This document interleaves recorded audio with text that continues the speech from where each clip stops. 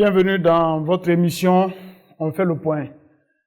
Ce numéro, comme tous les autres, participe de l'exercice de reddition des comptes voulu par le chef de l'État, le général Mamadi Doumbouya, avec les hauts fonctionnaires, gestionnaires des deniers publics. Il s'agissait donc pour les membres du gouvernement de décliner les montants obtenus au titre de l'exercice 2024, les grandes dépenses effectuées avec les projets et programmes et leur impact sur le quotidien des Guinéens. Le présent numéro porte sur la primature et notre invité est un grand commis doublé d'hommes politiques au parcours tout aussi louable. Nous avons le plaisir d'accueillir le Premier ministre, chef du gouvernement, M. Amadou Ouriba. Bonsoir, Monsieur le Premier ministre, et merci d'avoir accepté de vous prêter à cet exercice de vérité et de redevabilité. Bonsoir et merci pour votre invitation. Ce plateau est animé par Ibrahima Khalil Diakité, Tierno Amadou Kamara, et puis donc avec la production de l'émission On fait le point. Vous êtes les bienvenus dans cette émission. Merci. Bonjour Monsieur le Premier ministre, merci donc d'avoir accepté notre invitation. D'abord une première question un peu hors canevas. Quelle est la définition, quelle est l'importance que vous accordez à cet exercice de reddition des comptes? Vous savez, nous gérons le patrimoine public et c'est la raison pour laquelle il faut qu'on explique à la population qu'est-ce que nous sommes en train de faire par rapport à sa contribution en tant que producteur de richesse, qu'est-ce qu'on fait de cette richesse, comment elle est répartie.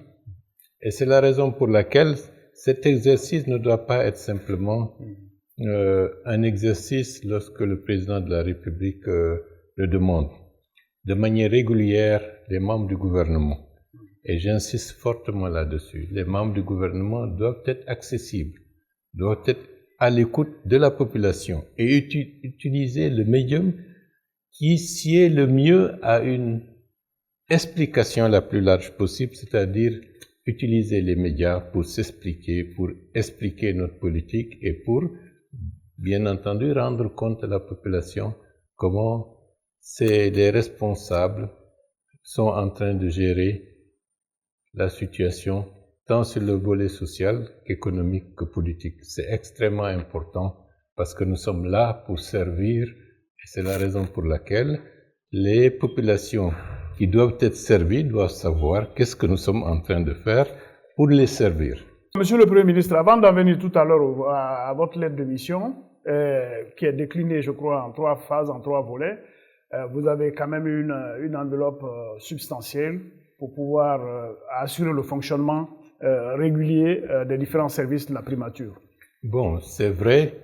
En fait, le budget essentiel de la primature, c'est le budget qui concerne le volet assurer le fonctionnement régulier des services de la primature. Il y a du personnel, il y a des services, il y a de temps en temps des projets sur lesquels le Premier ministre met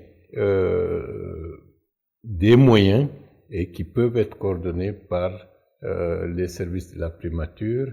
Par exemple, à l'heure actuelle, tout ce qui concerne le volet mise en œuvre des assises nationales concernant l'opérationnalisation des 45 recommandations, c'est la primature qui est en train de gérer cet aspect. Mais en dehors de cela, nous n'avons pas de budget pour être un opérationnel, parce que la primature n'est pas un département opérationnel, c'est un département de coordination, d'impulsion, d'élaboration de la stratégie globale pour que les ministères sectoriels, qui sont des ministères sectoriels, puissent mettre en œuvre ces différents volets. L'aspect qui m'intéresse par rapport au budget, lorsque j'ai été nommé, il y avait un budget qui était évalué de l'ordre de 30 et quelques milliards de francs guinéens pour la rénovation de la primature. Et donc, j'ai estimé, suite à la catastrophe que le pays venait de subir avec l'explosion du dépôt, ce serait, à mon avis, pas du tout adapté de procéder à l'utilisation de ce budget pour rénover une primature. Et comme le gouvernement éthiopien avait donné un terrain à la République de Guinée depuis 2015 pour la construction de l'ambassade à Addis Abeba, et rien n'a été fait jusqu'à ce moment-là. Nous avons estimé, pour la représentation de notre pays à l'international, il fallait mieux utiliser de manière très importante ce budget pour entamer les travaux de cette ambassade, parce que si rien n'était fait jusqu'à la fin de l'année 2024, le gouvernement éthiopien était en droit de dire, puisque vous ne voulez rien faire, moi je récupère le terrain. Et donc ça aurait été vraiment une perte et un discrédit sur la scène internationale pour un pays qui est membre fondateur de l'Union africaine. Donc nous avons prélevé de ce budget de rénovation de la primature près de 2 millions de dollars américains pour l'affecter au ministère des Affaires étrangères pour que les travaux puissent commencer incessamment. Et à l'heure actuelle, je sais que les travaux ont commencé. Donc, grosso modo, c'est une idée d'utilisation d'une partie du budget lié à la rénovation ou du moins à des investissements que nous avons pensé l'utiliser autrement. Voilà, si vous êtes d'accord, on en vient maintenant à votre lettre de mission. Les Guinéens, vous-même, vous avez largement informé pour dire que le chef de l'État vous a demandé de travailler sur l'axe social, sur l'axe économique et sur l'axe politique. Alors, en conclusion, qu'est-ce qui a été fait sur ces trois volets? En très peu de mots, parce qu'il y a encore d'autres questions pour cette première partie. Voilà. Bon, je ne peux pas résumer l'action du Premier ministre de la République de Guinée en quelques mots concernant les trois volets essentiels de sa mission. Sur l'aspect social, vous avez le capital humain, vous avez la santé, vous avez pratiquement tout ce qui concerne le devenir, la création d'un espace de stabilité dans ce pays, la question de la cohésion nationale, la réconciliation nationale et le règlement pacifique du passif historique que nous sommes en train de gérer. Et au-delà de ça, la question de la justice, de l'équité, de l'inclusion. Vous savez qu'il y a eu beaucoup de choses qui ont été engagées et les 45 recommandations des Assises nationales condensent la philosophie et l'approche qui est déclinée dans beaucoup de volets que les ministères sectoriels sont en train de mettre en œuvre et que le Premier ministre, chef du gouvernement, est en train d'impulser pour que cela puisse être réalité conformément aux instructions que le président de la République a indiquées. Comme vous l'avez suggéré dans votre réponse tout à l'heure, dans votre démarche, et si on parlait comment on appelle ça, des acquis au niveau des 45 recommandations des Assises nationales, avant d'en venir à votre déclaration de politique générale? Non, d'ores et déjà, le comité technique chargé de suivre la mise en œuvre de ces 45 recommandations a organisé récemment une tournée dans les ministères sectoriels pour s'assurer de l'opérationnalisation de certaines recommandations.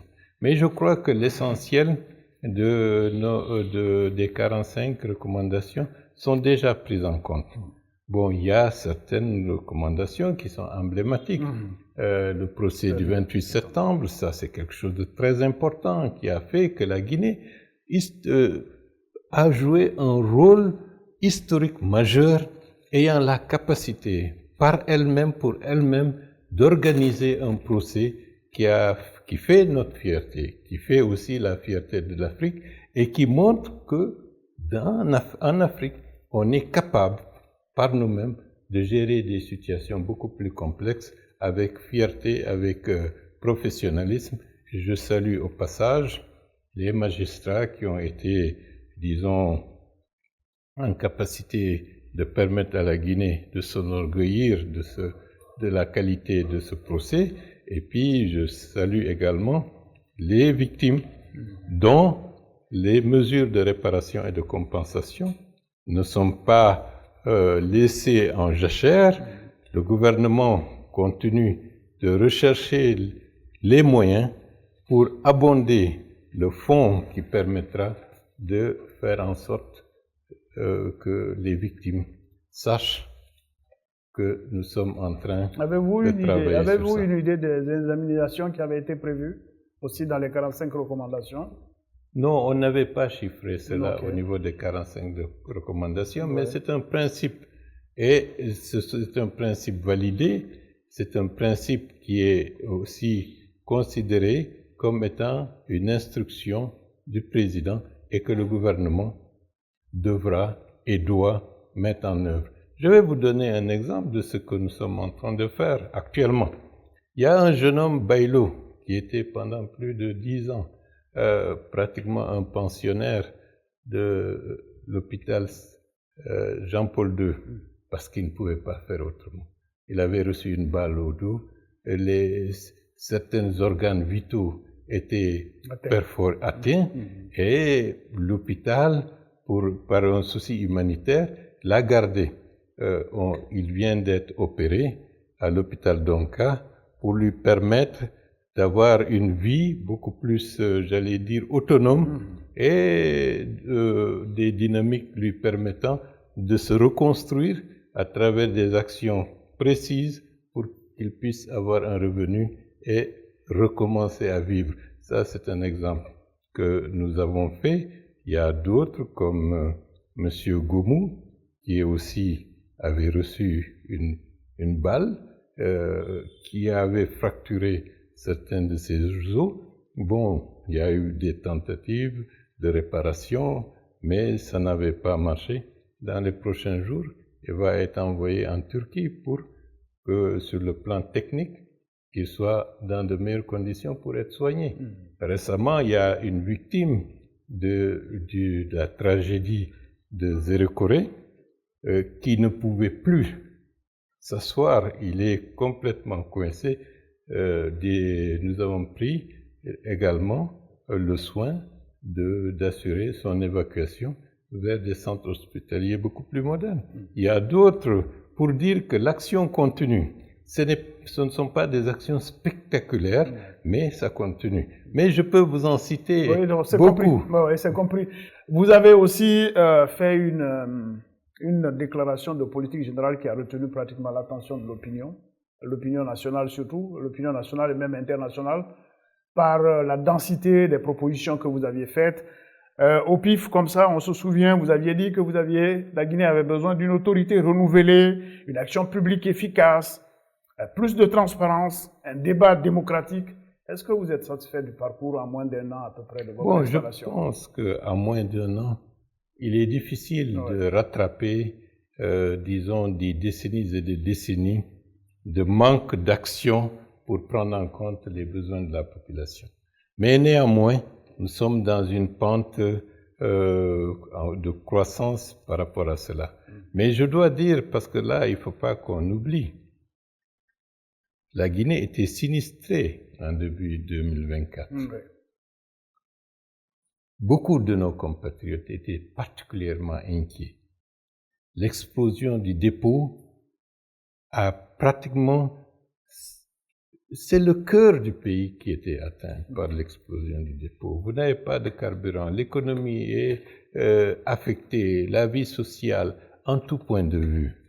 Mais je salue ceux et celles qui ont pris, lors de l'explosion du dépôt, des mesures les plus idoines pour penser la continuité de l'État, la continuité des services. Donc, à travers mes propos qui reçoivent les hommages et la reconnaissance, disons, de la République à l'égard des actions qui ont été faites pour permettre à la République, à l'État guinéen d'être debout.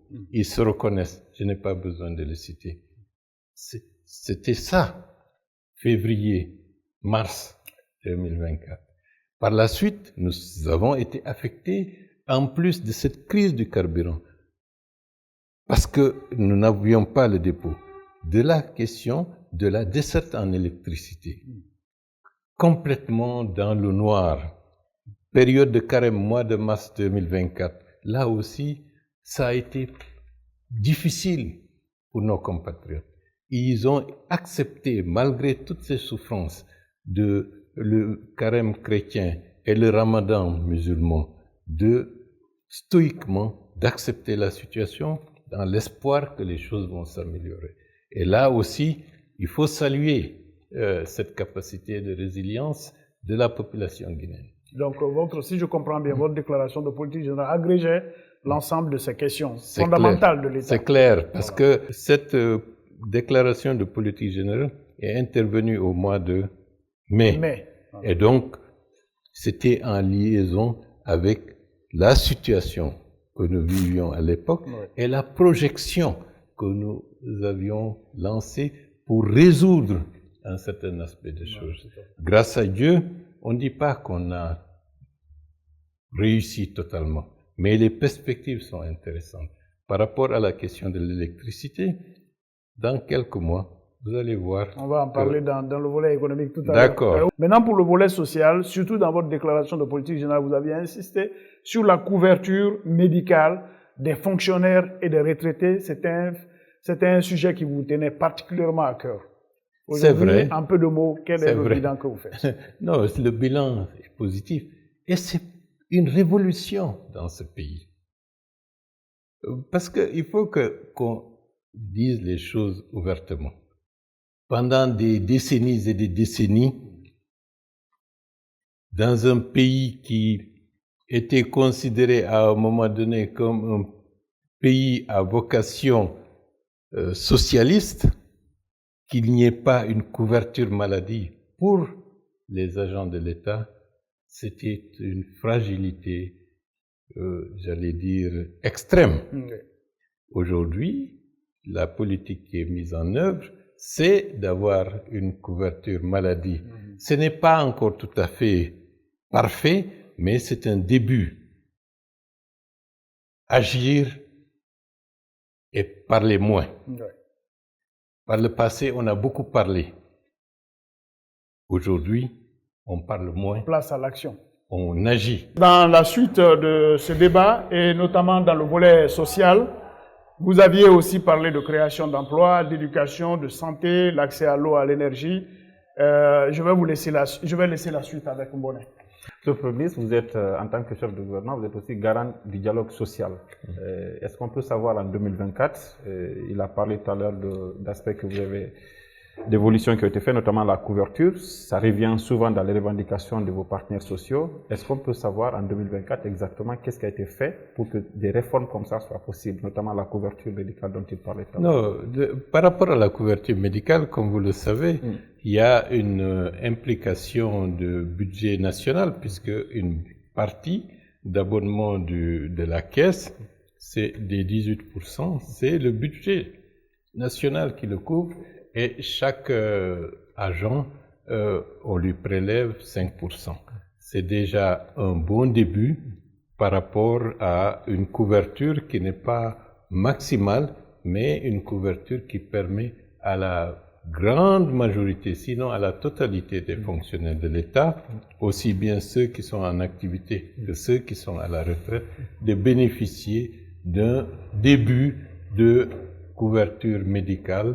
Et cela va se renforcer dans le temps avec un abonnement de plus en plus conséquent pour élargir le niveau de couverture et puis aussi faire en sorte, lorsque le PNRAVEC, c'est-à-dire l'identification personnelle de chaque citoyen, afin de savoir qui des fonctionnaires,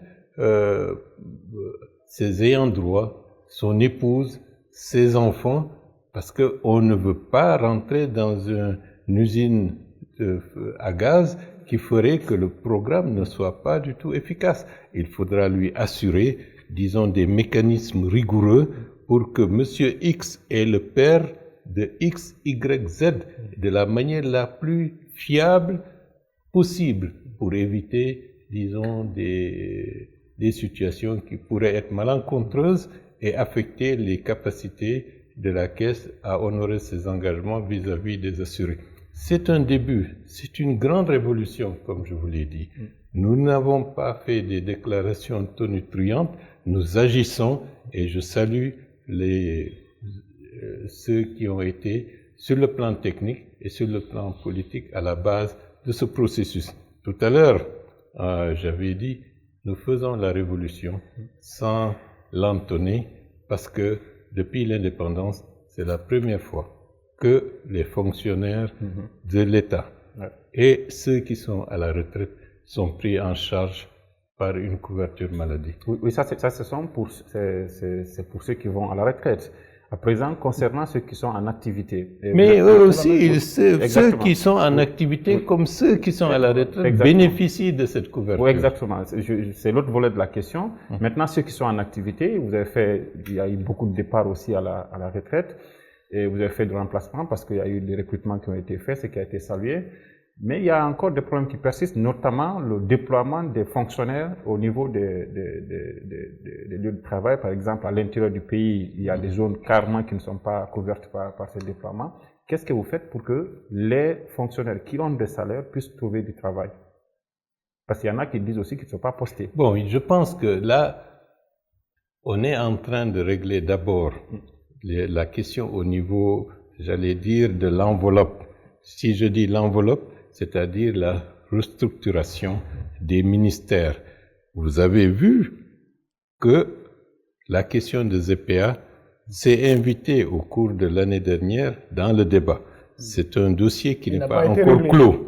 C'est un dossier qui n'est pas encore clos, qu'on va rouvrir dès début février pour en finir le plus rapidement possible, pour rationaliser, disons, la distribution des revenus de transfert que l'État est en train de faire. On n'en a pas beaucoup, donc il faut rationaliser et être efficace à ce niveau-là. Et à partir de là, faire en sorte qu'il y ait une cartographie nationale. Je prends un exemple. Dans certaines contrées du pays, qui couvrent pratiquement des superficies relativement grandes, je prends la sous-préfecture de Massy, qui s'étend sur près de 80 km de part en part. Ouais. Vous n'avez que 3 ou 4 ou 5 ou 6 agents de police. Comment, de ce point de vue, il y aurait une efficacité de la sécurité alors que c'est un désert au point de vue de la présence des agents de force de l'ordre? Sur le plan médical, comme vous l'avez souligné tout à l'heure, à l'intérieur du pays, il y a des zones qui ne sont pas couvertes. Oui. Tout le monde préfère s'agglutiner du côté du Grand Conakry. Des mesures vont être envisagées pour une répartition sur l'ensemble du territoire. Et c'est cela qui a commandé à ce que le président de la République instruise le ministre du Travail et de la Fonction publique dans le cadre du recrutement de faire en sorte, surtout par rapport aux contractuels qui ont été engagés par l'État, grosso modo 10 000 contractuels qui étaient dans une précarité extraordinaire, qui ont été employés pendant près de 5-6 ans par le précédent régime, sans pour autant bénéficier de leur salaire. C'est ce qui était une injustice que je ne peux pas qualifier. Nous avons procédé à la régularisation pour permettre à ces jeunes gens qui, pendant un bon bout de temps, étaient ceux qui ont permis à l'école d'être debout. Parce que s'ils n'étaient pas là, pratiquement, dans certaines zones du pays, il n'y aurait pas eu d'école. Donc, on le salue, on les remercie, on leur rend hommage.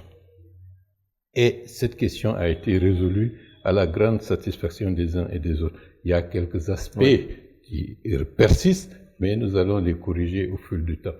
Donc, ceux qui sont recrutés, dans ce cadre, restent là où ils ont été enrôlés. Oui. Donc, c'est pour permettre que nous ne recrutons pas des gens pour une sous-préfecture et le lendemain qu'ils demandent à aller dans la capitale comme si l'Eldorado est dans la capitale. Ça, c'est des mesures. Une autre mesure qui fait référence aussi à une des recommandations des assises sociales, 20% du budget des ministères sectoriels doit être affecté à l'intérieur du pays. Ça aussi, c'est une nouveauté pour équilibrer progressivement le territoire et qu'il n'y ait pas des zones littéralement oubliées, abandonnées. Une mesure déjà effective.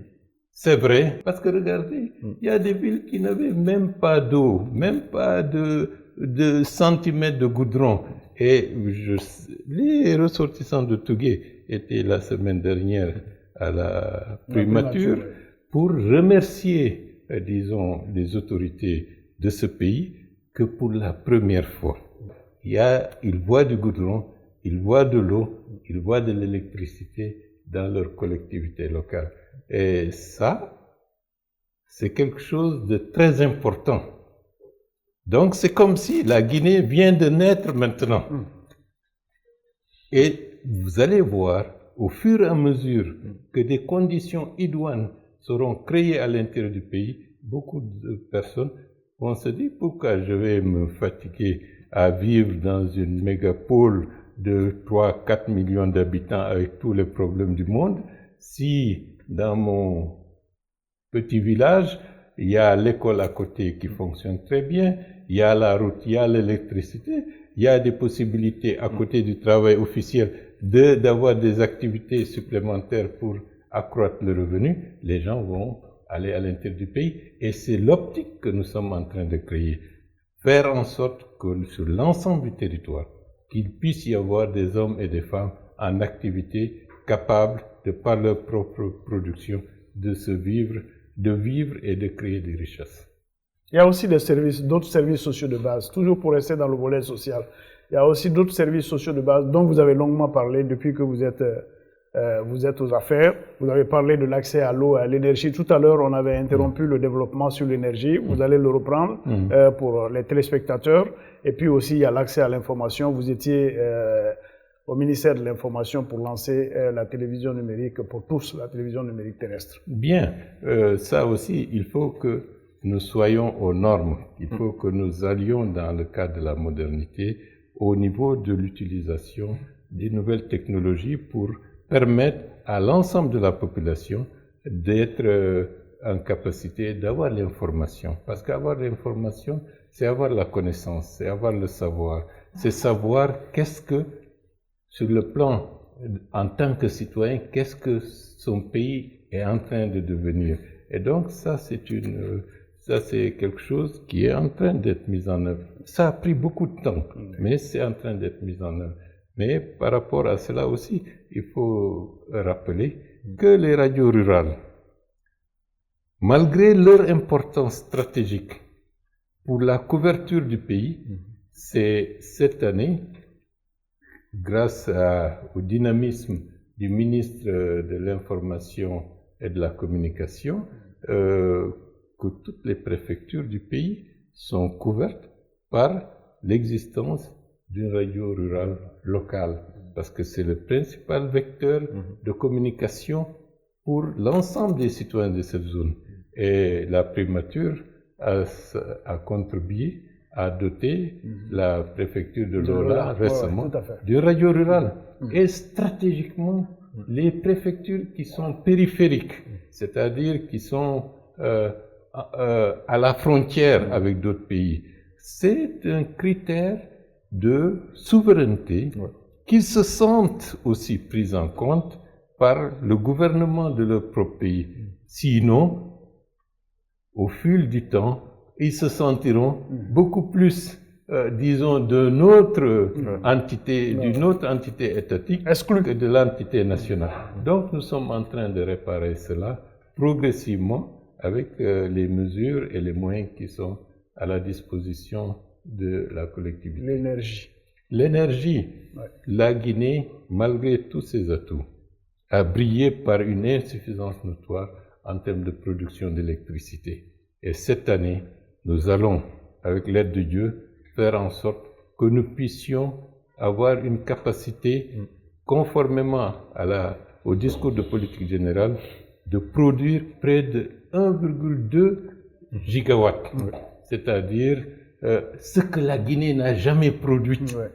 Si on cumule tout ce qui a été fait depuis que la Guinée moderne a eu de l'électricité, jusqu'à présent, on n'a pas eu ce niveau de production. Ce niveau de production, avec l'aide de Dieu, nous allons le mettre en œuvre le plus rapidement possible, avec au minimum près de 700 à 800 mégawatts en énergie solaire. Le reste, c'est des turbines à gaz ou, disons, d'autres turbines classiques qui permettront d'avoir un mix énergétique qui fera que nous ne soyons pas dépendants simplement d'une seule forme de production. Et si vous avez une production suffisante d'électricité, il faut également avoir le transport. Parce que si vous produisez, il n'y a pas le moyen de transporter cela. Donc là aussi, j'ai demandé au ministre de l'Énergie de faire en sorte que les lignes qui doivent transporter l'électricité puissent avoir le soutien et l'attention pour qu'il n'y ait pas de retard à ce niveau-là. La question énergétique, c'est la question de notre développement. Et produire, transporter, distribuer, cela veut dire également payer. Oui. Et actuellement, il y a une campagne pour que nos compatriotes sachent que c'est une denrée qui coûte excessivement cher. Et cette denrée excessivement chère doit être considérée comme quelque chose de très précieux. Donc, qui ne doit pas être gaspillé, qui doit être utilisé avec beaucoup plus de, j'allais dire, de responsabilité. Des lampes qui s'allument toute la journée, alors qu'il n'y a... c'est inadmissible. Et puis, il y aura des mesures aussi pour aller vers l'efficience, disons, de l'utilisation de l'électricité. Les compteurs prépayés, qu'au mois d'avril, lorsqu'il y avait eu une pénurie, que des gens, de manière criminelle, ont incendié le dépôt de Hamdallahi pour que tous les compteurs qui étaient là-bas, qui devraient être distribués, brûlent, nous allons remettre cette politique avec beaucoup plus de fermeté pour que systématiquement, il n'y ait que de compteurs prépayés dans ce pays. L'année dernière, la primature a donné le ton pour que les établissements, les ministères aient des compteurs prépayés pour qu'on facture. Et qu'est-ce que nous avons découvert lorsqu'au niveau de la primature, on a mis les compteurs prépayés? La facture d'électricité qui était comptabilisée pour le compte de la primature a baissé de 75%. Cela veut dire que les compteurs prépayés permettront d'avoir une économie pour ceux qui payent le courant de manière substantielle et ils seront quittes par rapport à l'utilisation de cette denrée. Peut-être que, Monsieur le Premier ministre, au début de cette crise, vous avez quand même eu un langage de vérité pour dire aux Guinéens que ça ne sera pas résolu demain ou après-demain. On a pris quelques mois. Aujourd'hui, la question est en train d'être résolue parce qu'à plusieurs endroits de Conakry, il y a l'électricité abondamment. Mais à quel coût? Non, c'est encore cher parce que l'énergie... Je veux dire, ça a coûté combien à l'État pour résoudre... Je n'ai pas le chiffre exact puisque je ne suis pas le comptable du ministère de l'Énergie. Mais ce que je peux vous dire, que ça nous coûte très cher. Mais c'est une période transitoire. Parce que vous savez, pour l'instruction présidentielle d'avoir des usines de transformation de la bauxite en alumine et en autres denrées de la chaîne de valeur. Certaines compagnies disent le courant coûte cher ou le courant, on n'a pas une capacité énergétique suffisante pour permettre l'installation de ces usines de transformation. Donc l'objectif actuel, c'est durant l'année 2025 de faire en sorte qu'il y ait une production suffisante en électricité, une gestion rigoureuse du secteur de l'énergie et puis une attitude responsable de nos concitoyens pour permettre au secteur de l'énergie, surtout à EDG, qui sera profondément réformé pour une meilleure gouvernance. Pourquoi pas privatiser? Non, tout ça, ce sont des éléments qui interviendront dans le temps, de manière responsable, de manière lucide, pour avoir la meilleure démarche qui permette à l'État de sortir d'une subvention chronique d'environ 3 000 à 4 000 milliards chaque année, alors que de l'autre côté, nous n'avons pas d'école, de centre de santé, etc. Donc c'est une question d'équité, c'est une question de justice pour que progressivement ce secteur de manière globale soit, j'allais dire, réformé. L'usine d'alumine ou l'usine d'aluminium ne peut être que si on baisse le coût de la production de l'électricité. Actuellement, grosso modo, on est de manière générale facturé à 17 cents le kilowattheure. Il faut qu'on ramène cela à 5 cents le kilowattheure pour que des industriels aient, disons, intérêt à venir installer leurs usines dans notre pays. Et de ce point de vue aussi, c'est une révolution mentale. Les agents qui travaillaient régulièrement dans ce secteur considéraient les choses tout à fait normales, 17 cents, 18 cents, 20 cents. Non, il faut que l'électricité, le coût de production soit rabaissé de telle manière que l'industrialisation de ce pays puisse être possible et avantageuse pour la collectivité. Monsieur le Premier ministre, on a développé tout à l'heure le volet social, maintenant nous en venons au volet économique. Au volet économique, peut-être que les planètes, comme le diraient les autres, les planètes se sont alignées pour vous. L'économie a été assez résiliente, un taux de croissance assez important, une inflation maîtrisée. Vous allez dire que vous êtes un Premier ministre chanceux? Bon, quelle est la réalité? Voilà. Je pense qu'il y a quelque chose de fondamental. La renaissance de la Guinée est engagée. Et l'arrivée du CNRD, ce n'est pas quelque chose de fortuit. Les réformes, les idées, la volonté de transformation, c'est une évolution sociologique d'une société qui, pendant des décennies et des décennies, s'est retrouvée dans une impasse qui n'a pas permis de réaliser les grandes ambitions de ce pays. Et aujourd'hui, avec le leadership du général Mamadi Doumbouya, la volonté politique est là. Et des stratégies ou des velléités qui avaient fleuri il y a 10-15 années sont en train d'être mises en œuvre. La question du transguinéen. Lorsqu'on était petit, on entendait parler, lorsque le transguinéen sera là, la Guinée va être totalement transformée. Certains croyaient que cela était une chimère, que ça n'allait jamais arriver. C'est en train d'être finalisé. Le Simandou est dans une phase de préparation à l'exploitation effective des mines. Et le programme qui est engagé, le port, 670 km de voies ferrées, des sites miniers, ne sont plus des questions où on rêve, on est en train de le faire. C'est quelque chose de fondamental. D'ailleurs, il y a des experts de la Banque mondiale et du FMI qui disaient c'est la seconde indépendance de ce pays.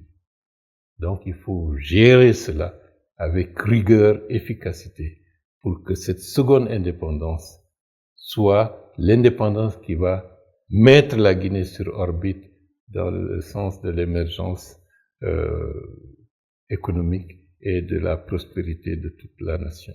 Et ça va se faire. Donc, de ce côté-là, il faut saluer tout ce qui est fait. C'est l'ère du temps. C'est la société guinéenne qui a mûri. Convergence d'une arrivée du CNRD avec cette volonté transformatrice, plus maintenant la maturité de la société pour se dire il faut qu'on réussisse. Donc on est dans cette direction. Exactement. Pour illustrer ce qu'il dit, c'est au temps du CNRD qu'on a proclamé la Guinée comme étant sortie des pays à revenus faibles pour être à revenus intermédiaires. Mais n'est-ce pas le fruit de réformes antérieures? Si les réformes antérieures avaient été faites conséquemment, on aurait pu gagner 10 années. Mais malheureusement, je ne veux pas jeter la pierre. Rendons à César ce qui appartient à César. Il y a une période historique où on aurait pu nettement mieux faire. Mais ce n'est pas le lieu de... Mais justement, ces réformes, dont ces indicateurs macroéconomiques, notamment toutes ces données économiques qu'il a données, c'est une chose. L'autre chose, c'est comment répercuter ça sur le panier de la ménagère. Effectivement, c'est sur ce défi que votre gouvernement a été attendu, les réformes, les réussites macroéconomiques, etc. Qu'est-ce que vous avez fait pour assurer une distribution de cette ressource-là, de cette richesse-là à l'ensemble des Guinéens? Bon, déjà, comme je l'ai dit tout à l'heure, 2024, la Guinée a commencé par des sinistres. Oui. Et il fallait les résorber. L'explosion du dépôt, la question de la crise énergétique, qui a plombé ce qu'on aurait pu faire. Mais grâce à Dieu, le pays a remonté la pente. Les prix restent toujours chers. Mais attendez. Le niveau d'inflation est relativement stabilisé. Tout à l'heure, on a dit qu'il y a eu 20 000 fonctionnaires qui ont été recrutés et stabilisés, avec un pouvoir d'achat à travers leur salaire. Vous avez parlé de la couverture maladie. Ça aussi, c'est une forme de distribution sociale. Mais je vous dis, il y a aussi beaucoup d'impact parce que nous n'avons pas encore, de manière satisfaisante sur l'ensemble du territoire, eu les infrastructures qui peuvent drainer les produits qui sont les produits maraîchers, par exemple, les produits de récolte, pour mettre tout le monde au travail et que la richesse puisse atteindre l'ensemble des populations guinéennes. C'est un déficit, mais nous allons travailler et nous travaillons sur ça, pour notamment en ce qui concerne les routes. Parce que les routes, ce n'est pas simplement que les gens aillent vite et bien, mais c'est que les biens et services circulent, que la richesse se diffuse, que les hommes et les femmes qui produisent puissent avoir des facilités pour accéder à des marchés, pour qu'ils puissent générer des revenus. Donc c'est tout cela qui est en train d'être mis en place, parce que c'est les fondamentaux du développement. L'accès à l'électricité, ça va encore permettre d'accumuler davantage, malgré les difficultés que nous avons eues et les sinistres enregistrés au début de l'année 2024, le taux de croissance est considéré comme relativement exceptionnel, 6,1%. Cela veut dire que il y a eu un supplément de richesse pour nos compatriotes. On stabilisera cela pour en faire un levain pour que 2025, avec l'aide de Dieu, qu'on puisse avoir un taux de croissance qui pourrait atteindre les 2 chiffres et faire à partir de ce moment-là en sorte que cela dure dans le temps pour inverser la courbe. Cela va avoir une répercussion sur le prix des denrées, parce que c'est ça. Bien sûr, parce que si les marchés sont accessibles, si les produits circulent, si les Guinéens sont partout mis au travail avec une offre de produits de plus en plus importante et la demande est satisfaite par la production locale, il va de soi que les prix vont baisser. Monsieur le Premier ministre, au cours de l'année, on vous a vu aussi très à cheval sur certaines questions, notamment le développement de l'agriculture, parce que tout le monde est d'accord que notre économie est très peu diversifiée. Ça commence par les mines, ça se termine par les mines, alors qu'on a d'autres atouts. Vous avez porté aussi la question du massif de Fouta Djallon. On voulait que vous nous en disiez deux mots, parce qu'on est un peu pris par le temps. Il reste encore le volet politique et puis surtout la gouvernance. Par rapport à l'agriculture, l'agriculture et l'élevage, c'est un écosystème fondamental pour notre souveraineté alimentaire et pour la stabilisation de la société. Un pays qui ne parvient pas à nourrir sa population, c'est un pays qui devient fragile. Et cette année, nous allons d'ores et déjà, j'ai évoqué cela avec les hauts cadres du ministère de l'Agriculture. L'objectif, c'est de faire en sorte que progressivement, année par année, nous sortions de notre dépendance vis-à-vis des produits importés. Par exemple, la question de l'oignon. Faire en sorte que notre production locale permette à ce que pour cette année et début 2026, qu'on n'ait pas besoin. Le riz, la pomme de terre, on a fait des progrès considérables. C'est-à-dire, il faut aller avec des objectifs précis. C'est cette lettre de mission qui figurera dedans. La question de l'oignon, la question de la pomme de terre, le riz. Le riz, on a demandé aux hommes d'affaires importateurs de riz d'avoir un deal pour que ils puissent commencer la production sur le plan local. Ils disent qu'il leur manque de terres. L'État se donnera les moyens de leur permettre d'accéder à des terres de manière sécurisée. À eux maintenant, puisqu'ils ont un pouvoir économique suffisamment conséquent, d'aménager et de produire pour diminuer leur niveau d'importation. Et à terme, d'ici 3-4 ans, il faudrait que la Guinée sorte définitivement de l'importation du riz. Pour le manioc, je suis un adepte de cela, parce qu'il y a des jeunes qui sont dans le désespoir, alors que, avec la terre, vous donnez 1, vous récoltez 10. Là, le manioc, rien n'est perdu à travers ça. Et amener progressivement ceux qui ont les moyens d'investir dans la transformation de nos produits agricoles. C'est la question fondamentale de notre sécurité et de notre capacité de créer de manière effective des emplois. Vous allez me dire maintenant comment il faut faire. Par exemple, je reviens toujours à cette question qui m'a scandalisé lorsque je suis allé à Dabola. Il y a l'ERAM de Dabola, qui est une belle bâtisse, un grand bâtiment qui peut accueillir 1200 étudiants, qui n'en a que 200. Je trouve cela scandaleux. S'il faut, on peut demander une assistante technique pour avoir, disons, des gens pour former même des retraités que nous pouvons recycler pour qu'ils aillent enseigner dans ces écoles, pour que nos enfants puissent apprendre des métiers et que par ce biais-là, très rapidement, que les gens se mettent au travail.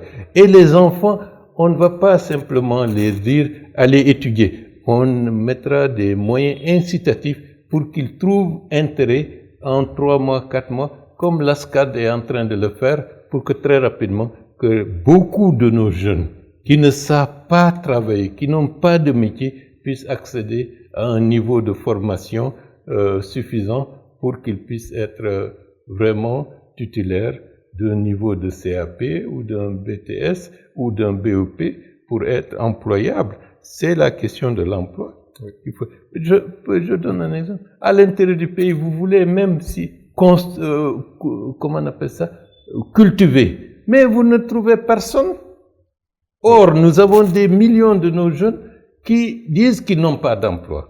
Or, le secteur agricole a besoin de la main-d'œuvre, mais il faut que les incitations... Peut-être qu'ils ont besoin d'être organisés, non, on va les organiser. L'autre question que je voulais poser, Monsieur le Premier ministre, l'année 2024, ça a été aussi l'actualité minière, notamment Simandou et Simandou 2040.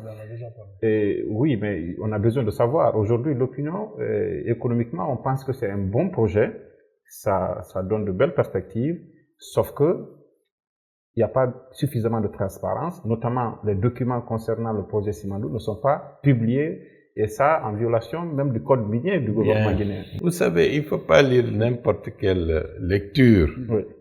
Chaque pays défend ses intérêts.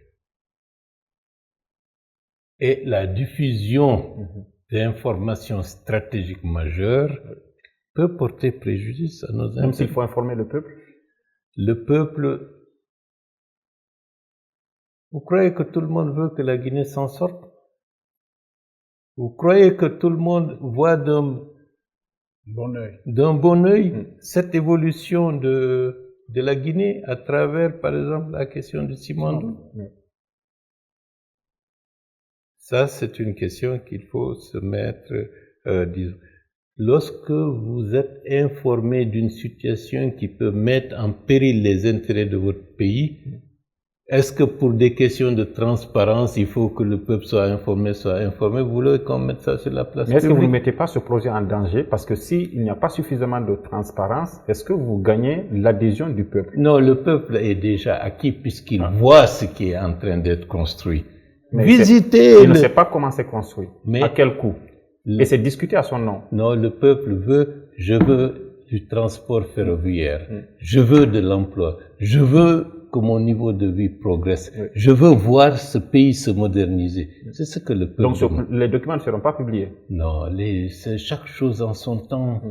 C'est pas cette volonté sournoise de croire qu'il y a quelque chose de caché derrière. Non, il y a des intérêts stratégiques majeurs. Est-ce qu'un gouvernement responsable va-t-il mettre sur la place publique sa stratégie nucléaire ou sa stratégie industrielle dans un contexte de convoitise, de rivalité maximum? Soyons responsables. Je prends par exemple l'histoire de GAC, qui est aussi un problème à l'heure actuelle. Qu'est-ce qui était, au début, qu'est-ce qui était l'objet? C'était d'utiliser la bauxite issue de ce qui était rejeté par les compagnies CBG, la compagnie CBG, pour réutiliser cette bauxite pour avoir une usine d'alumine. Oui. Mais des responsables guinéens, peu soucieux de l'avenir et des intérêts de leur propre pays, sont allés négocier avec d'autres pays pour leur dire non, maintenant, on va se contenter simplement d'exporter la bauxite. Vous allez construire l'usine d'alumine, voire d'aluminium dans votre propre pays, en sacrifiant et en trahissant les intérêts de ce pays. Aujourd'hui, il y a une crispation et dans peu de temps, grâce à la compréhension mutuelle, ce problème va être résolu. Le problème de GAC va être résolu. Inch'Allah. Alors, Monsieur le Premier ministre, il y a non, aussi... c'est pour dire... Oui, oui. Si vous avez des gens qui ne sont pas soucieux de l'intérêt national, ils sont prêts à jeter ça par la fenêtre pour 100 millions de dollars, pour 50 millions de dollars, pour des peccadilles, alors que l'intérêt stratégique majeur de la Guinée est en train d'être complètement... La corruption. Exactement. C'est justement de cette corruption que je veux parler. Et 2024, vous avez fait aussi de la lutte contre la corruption. Vous l'avez dit dans votre déclaration de politique générale d'ailleurs, un de vos objectifs. On voit même des acteurs de l'actuel régime qui défilent devant la CRIEF. Est-ce l'illustration d'un engagement à lutter contre la corruption ou l'illustration de votre impuissance finalement à éradiquer ce phénomène dans l'administration? Vous suivez l'actualité nationale, n'est-ce pas? Oui. Vous vous rendez compte que ce n'est pas simplement une volonté de s'attaquer à des hommes et des femmes qui ont eu des responsabilités hier, et même aujourd'hui. Mais ça veut dire que ça perdure. Cela veut dire que la question de la prise de conscience, de la nécessité, disons, de servir ce pays, de servir sa population, ce n'est pas par un coup de baguette magique que tous les esprits vont s'aligner derrière cela. Il y a même, je peux vous dire, il y a même des gens qui étaient prêts de nous permettre d'avoir le bateau pour l'approvisionnement en électricité et qui allaient revenir à la collectivité nationale avec des chiffres de l'ordre de 800 millions de dollars. Oui. Mais 800 millions de dollars, avec 800 millions de dollars, on règle notre problème d'électricité pour la durée. On veut nous amener un bateau pour dire vous allez payer 800 millions de dollars. Je me demande si cela marche avec les gens ou avec la tête. Ces acteurs, où ils sont aujourd'hui? Hein? Ces acteurs qui ont voulu ça, ils sont où? Ils sont dans votre administration. Mais ces acteurs qui ont voulu que le bateau soit pris à 800 millions de dollars. Non, c'est pour vous dire que ce sont des enfants de ce pays. Si tout le monde était conscient de la nécessité absolue de servir le pays, de servir la population contre vent et marée, la Guinée ne serait pas là où elle est aujourd'hui. Et c'est ça le problème. Oui. Ne voyons pas l'extérieur comme étant la cause de notre retard. Ce sont des enfants de ce pays qui sont en train de sacrifier ce pays. Et de ce point de vue, la détermination est claire. De plus en plus, il faudrait que les gens se rendent compte que ce qui était hier n'est plus aujourd'hui et ne le sera pas demain. Nécessité absolue de gérer avec responsabilité et détermination le patrimoine national. Et des mesures beaucoup plus systématiques vont être prises en compte. Notamment la déclaration de patrimoine. Ça, c'est un petit aspect, ce n'est pas ça qui est important. Oui, mais c'est important. Non, c'est important, mais ça, c'est des trucs de buzz médiatique. Ce qui est fondamental, on te confie une responsabilité, on va suivre de manière régulière. Si tu fais correctement le travail, si tu ne le fais pas, alors il faudra rendre compte. Voilà, tout à fait. Il y a eu du laxisme. Oui.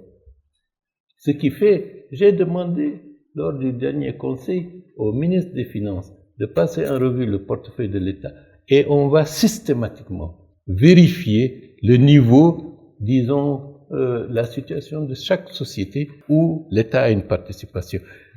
Il y a des sociétés qui existent depuis des décennies. Qu'est-ce que ça a rapporté au budget national? Oui, monsieur le Premier ministre, par exemple, je prends par rapport à cette question, par rapport à cette question, les problèmes sont connus et ceux qui pillent l'économie nationale sont parfois connus. On sait que l'une des raisons fondamentales, ce sont les EPA. Ça fait 1 an que la main est lourde, on n'arrive pas à sortir une décision. Je vous ai dit que la question des EPA, à partir du mois prochain, ça reviendra sur le... Oui, parce qu'on nous a dit que le gouvernement n'arrive pas à trancher. Il y a des EPA qu'on veut protéger, il y a d'autres qu'on veut supprimer, etc. On ne comprend plus.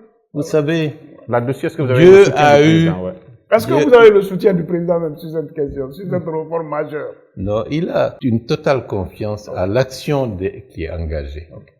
Et de ce point de vue, d'ailleurs même, on ne souhaite pas qu'il soit en première ligne par rapport à tous les problèmes, parce que sinon, la décision... Il n'y a plus de rempart, Non, pas seulement ça. La décision reste radicale et définitive. Donc, nous y allons avec doigté pour amener de la manière la plus soft à ce que les uns et les autres comprennent. Il y a nécessité absolue de réformer ce pays. Et les mesures sont en train d'être prises. Mais par rapport aux sociétés d'État, les SA, par exemple, je prends l'Office de la publicité guinéenne. L'OGP. C'est une catastrophe. L'OGP dont il est question aujourd'hui. Oui, c'est une catastrophe. Mais ce genre de catastrophe, on fera en sorte que ça ne se répète plus. Déjà, le choix que le président a fait à nommer une nouvelle direction, c'est une volonté radicale de couper les choses de manière définitive. Et toutes les sociétés où l'État a une participation seront désormais vues avec rigueur. Y compris leur CIA, leur conseil d'administration. Mais il y a un cas présent, il y a le patrimoine bâti public. Ça date de 24 j'ai dit. Je parle des CIA, je parle des tout le monde qui rentre dans la chaîne de prise de décision seront vus avec beaucoup plus d'attention et de rigueur.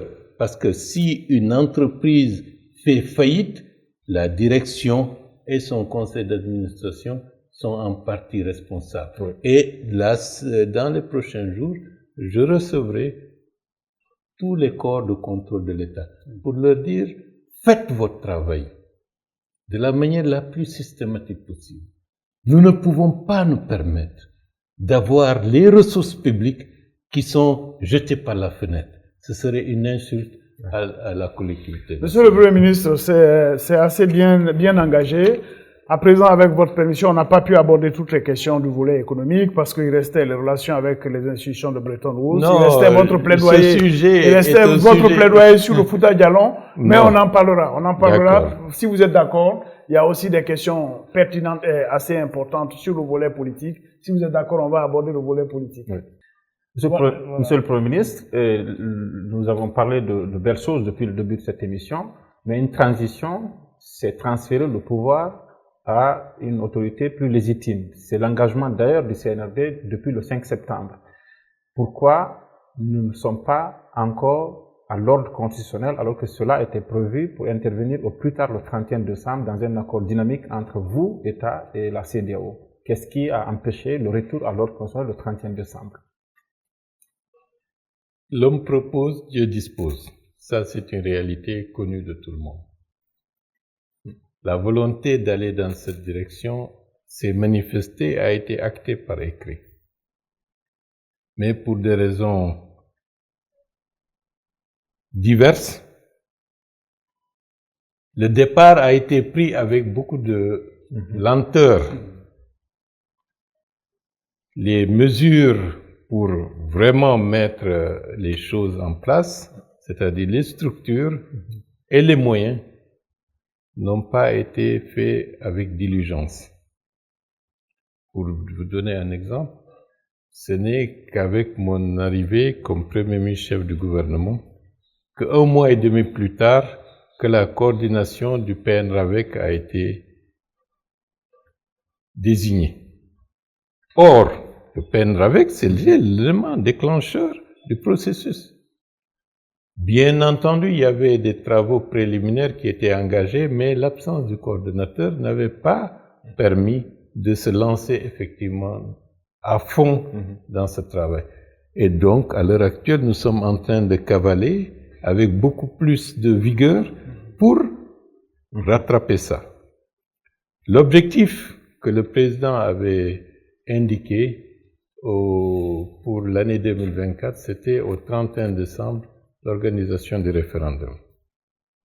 On a connu quelques difficultés d'environ qui nous ont fait perdre 1 mois et demi, 2 mois, parce que les kits qui devraient servir pour le fichier électoral n'ont pas été perçus à temps. Et d'ailleurs, une mission express comprenant le ministre de l'administration du territoire et les différents responsables de son département partent à Dubaï pour régler définitivement cet aspect, pour nous permettre, disons, de rattraper le retard. Parce que le président a indiqué, au cours de ce premier trimestre, une déclaration sera faite pour la convocation du corps électoral pour l'organisation du référendum.